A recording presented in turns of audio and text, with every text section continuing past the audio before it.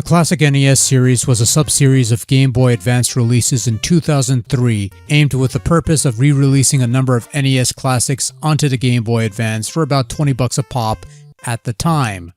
One could argue the practice of selling what was essentially a single NES ROM slapped onto a GBA cart for $20 a piece was the equivalent of highway robbery. After all, one could look towards the Capcom Classics Mini-Mix compilation, which included 3 NES games on one GBA cart, not to mention all of those bootleg multi-cart things containing hundreds of unlicensed NES games on those single carts. That's one way of looking at it. The other being, the Classic NES Series scores points in presentation. The box art would somewhat resemble that of the old game, the carts were the same gray color as the old NES game packs more or less, and even the instruction manuals were basically the same as the old manuals, save for a couple changes here and there.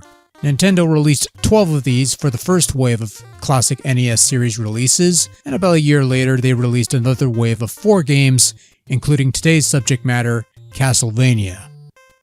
Anyway, it's Castlevania as it appeared on the NES. 6 levels of whip-todding action as you navigated the haunted halls of the Demon Castle to fend off the forces of evil on your way to defeating the evil Count. You could pick up power-ups to upgrade your whip, sub-weapons to give you a fighting chance, as well as the hearts needed to use said sub-weapons, and have to adjust to stiff controls and a steep difficulty curve that gets obnoxious towards the end. Basically, if you played the game on NES, you should know what to expect here because it's pretty much the same game, a classic if there ever was one.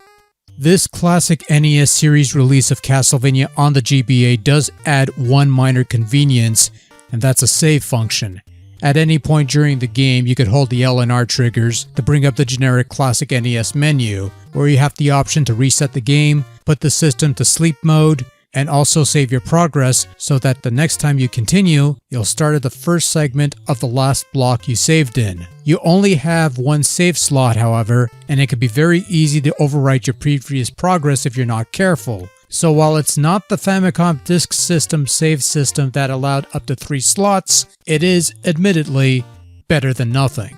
Other than that, Castlevania does translate better to the small GBA screen than other games in the series would have. There is some minor loss in detail with some sprites, but it still comes across fairly well. There's a bit of a shimmering effect when the game's in motion, but that's a common ailment with most entries in this Classic NES series as a whole. Otherwise, it's a fine transition from NES to GBA screen, and probably does a better job of it than if you were playing this on that Pocket NES emulator thing, which wonderful piece of business, I'm sure, but it kinda looks like crap.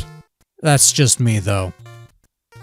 Overall, Castlevania is an NES classic, and I realize I'm not giving the game enough of a spotlight for this video, but it's also a game I've reviewed a number of times in the past in various forms, and I've said the same thing back then as I do now. And playing it on the GBA with a new save feature makes for a nice little road game. Back in the day, this would have been a nice convenient way of playing Castlevania on the go, and it was.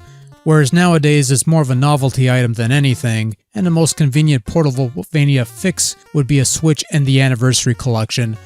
All that said, however, a fine NES classic that made the smooth jump to GBA.